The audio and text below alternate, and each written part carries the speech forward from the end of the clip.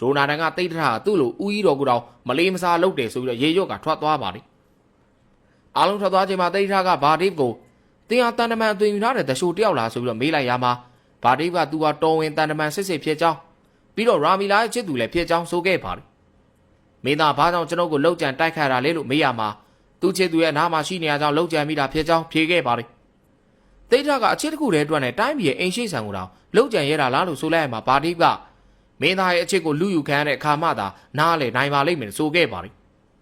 တိတ်ထကအမှန်တော့သူနဲ့ယာမီလာတို့ကမိတ်ဆွေအစိမ်းမဲရှိကြောင်းနဲ့ဘာဒိဗ်ကိုလည်းယာမီလာကအမှန်တကယ်ချစ်တာဖြစ်တဲ့အကြောင်းကိုရှင်းပြလိုက်ပါလေအဲနောက်မှာတင်းကိုယာမီလာနဲ့တရားဝင်လက်ထပ်ပေါင်းတင်ရစေဖို့ကျွန်တော်ကူညီမယ်လို့ဆိုလိုက်ရပါဘာဒိဗ်ကလည်းတိတ်ထရဲ့ခြေစုံကိုဥခိုက်လိုက်ပါတော့တယ်မနက်ကင်းတစ်ခုမှာတိတ်ထကတင်တယောက်ကိုချစ်ဘူးသလားဆိုပြီးတော့လာရှိကားကိုမေးလိုက်ပါလေဒီစကားကြောင့်လာရှိကားအောင်ထဲမှာတစ်ချိန်ကသူ့ရဲ့ချစ်သူကိုပယ်ရဲ့မျက်နှာလေးကိုမြင်အောင်လိုက်မိပါတော့တယ်ကိုပယ်ကမာယာဒေဝီကိုအစိတ်ခတ်ချိန်တုန်းကဦးရီတော်လှန်ချက်နဲ့အသက်ပြောက်ခဲ့တာကိုပြိတ္တများမှတ်မိကြလိမ့်မယ်ထင်ပါတယ်ဒါပေမဲ့လာရှိကာကသူ့ရဲ့ခန်းစားချက်တွေကိုမျိုးသိမ့်လိုက်ပြီးတော့ဘာမှမဖြစ်သလိုနဲ့တိတ်ထထကိုလက်ဝက်လက်စားတွေစင်မြန်းပေးနေခဲ့ပါတယ်တိတ်ထကလူတယောက်ကချစ်သူနှစ်ဦးကိုလက်ဆက်နိုင်ဖို့ကူညီပေးတာကရောနီလန်းကြရဲ့လားလို့မေးလိုက်ပြန်တဲ့အခါ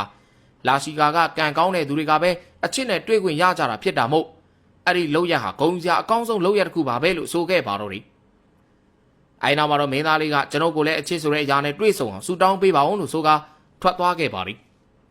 လာစီကာကအစီအမြဲဆူတောင်းလျက်ရှိကြောင်းနဲ့မင်းသားလေးမသိပေမဲ့တင့်ကိုစောင့်မျှော်နေတဲ့ရတော်တရားမင်းသမီးလေးရှိနေကြောင်းတကူတည်းပြောရင်းနဲ့ကြံနေခဲ့ပါလိအပြောမဲဆိုင်ကိုတိတ်ထရောက်လာချိန်မှာယာမီလာကအပြေးလွှားရောက်လာပြီးဘာဒိအကြောင်းတွေကိုမေးမြန်းနေခဲ့ပြီးတော့တိတ်ထကအားလုံးစင်ပြေနေတဲ့အကြောင်းနဲ့ဘာဒိနဲ့လည်းတေချာဆွေးနွေးပြီးသွားပြီလို့ပြောပြပါလိအဲနောက်မှာဘာဒိကယာမီလာကိုလက်ဆက်ချင်နေကြောင်းနဲ့ယာမီလာနေနဲ့ဘာဒိကိုယုံကြည်စွာလက်တွဲပြီးတော့ကူရှယ်တိုင်းပြည်ကိုလိုက်သွားနိုင်မလားဆိုပြီးတော့မေးလိုက်ပါတော့တယ်ယာမီလာကဝမ်းသာချင်းကြီးစွာနဲ့ခေါင်းငိမ့်ခဲ့ရမှာတော့မင်းသားကတင်းတို့နှစ်ဦးကိုကျွန်တော်ကိုယ်တိုင်လက်ဆက်ပေးဖို့ဂရိပြုကြောင်းပြောလိုက်တာပ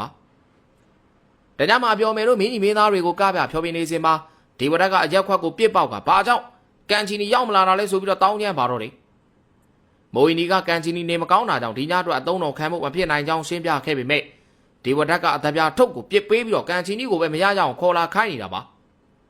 နောက်ဆုံးမှာတိတ်ထကဝင်လာကဖြောင်းပြပေးပေမဲ့ဒီဝရကအပြောဆိုင်မှာအာနာလာမပြနိုင်ဆိုကကန်ချီနီကိုပဲရအောင်ခေါ်ပေးဖို့ထပ်ပြောနေပါတော့တယ်ဒါကြောင့်နောက်ဆုံးမှာကန်ချီနီကိုသွားခေါ်ပေးလိုက်ရပြီးတော့နေမကောင်းတဲ့ကြားကပဲဒီဝရကိုကပြဖြောပြရပါတော့တယ်ဒါပေမဲ့သိမကြခင်မှာပဲကန်ချီနီမူးလဲကြာသွားခဲ့ပါတယ်အတော်မူးနေပြတဲ့ဒီဝရကတော့ချက်ချင်းထပြီးတော့ကပြခိုင်းနေတာကြောင့်တိတ်ထကတင်းရဲ့လောက်ရကြောင်တော်ဝင်မျိုးနွယ်ဂုံသိက်ကကြာဆင်းကြောင်ဝင်ပြောပါတယ်ဒီဝရကအပြောမယ်တယောက်ရဲ့တောင်ဝါယောက်ျားတွေရမတ်ကိုဖြည့်ဆည်းပေးဖို့ပဲဆိုပြီးတော့ပြောရမှာတိတ်ထကသွေးသားဆန္ဒဖြည့်ဆည်းဖို့အတွက်တခြားကြိုက်တဲ့မိန်းကလေးတွေကိုခေါ်လို့ရကြောင်းပြန်ပြောလိုက်ပါတယ်ဒီကမှဒီဝရကဒီလိုဆိုရင်လေအိမ်ရှိဆန်ဆန္ဒအတိုင်းပဲလို့ဆိုကယာမီလာကိုဆွဲခေါ်ဖို့လုပ်ပါတော့တယ်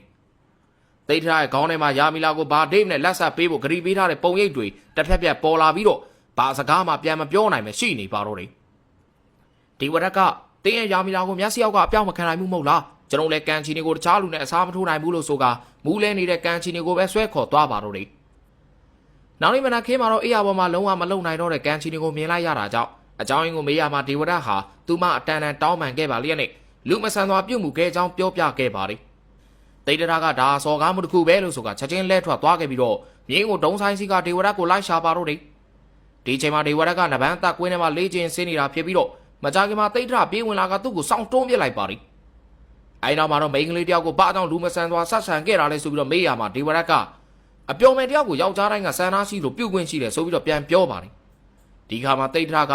လူချင်းမလေးစားတတ်ရင်တင့်ကိုလည်းလူလို့မခေါ်တိုင်းဘူးလို့ဆိုကဒေဝရကိုကင်ပေါက်ပြစ်လိုက်ပါတော့တယ်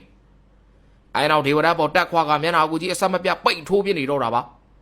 ါဒီချိန်မှာပဲမင်းကြီးတို့လည်းကူရှယ်တိုင်းပြည်ကပြန်အောင်လာပြီးတော့မင်းသားနှစ်ပါးကိုအမြန်ဝိုင်းဆွဲကြရပါတယ်တိတ်ထကမင်းကြီးရောက်လာလို့တက်တာသွားတာဖြစ်ပြီးတော့မဟုတ်ရင်တော့တင်းဘွားဒီမာနေဇက်သေးပြီဆိုပြီးကျိန်းဝါကဒေါသကြီးနဲ့ထွက်သွားခဲ့ပါတော့တယ်မင်းကြီးကတော့တိတ်ထဒေါသထွက်နေခြင်းကိုပဲကျေနပ်စွာပြုံးနေမိတော့တာပါတိတ်မကြခင်မှာတော့မင်္ဂလာကတိတ်ထဟာလက်ရည်ပြိုင်ပွဲမှာတော့ကတော့နောင်တော့ကိုမတိုက်ခိုက်ခြင်းနဲ့ကြီးမြတ်သူလိုဟန်ဆောင်ပြခဲ့ပေမဲ့အခုတော့ဒေဝဒတ်ပေါ်ရိုင်းဆိုင်ခဲ့ပြီလို့ပြောပါတော့တယ်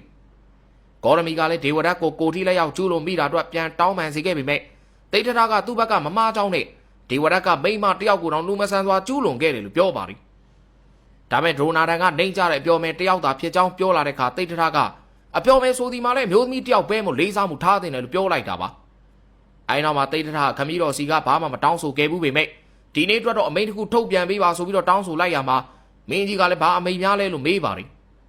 တိတ်ထထကအပြောမယ်တယောက်ဖြစ်နေရင်တော့မှသူမရဲ့ဆန္ဒမပါရင်အမျိုးသားတယောက်ကိုအတုံးတော်ခံမှုငင်းဆိုင်ဝင်ရှိကြောင်းအခုချိန်ကစပြီးတော့အမိန့်ထုတ်ပေးပါလို့တောင်းဆိုလိုက်ပါတော့တယ်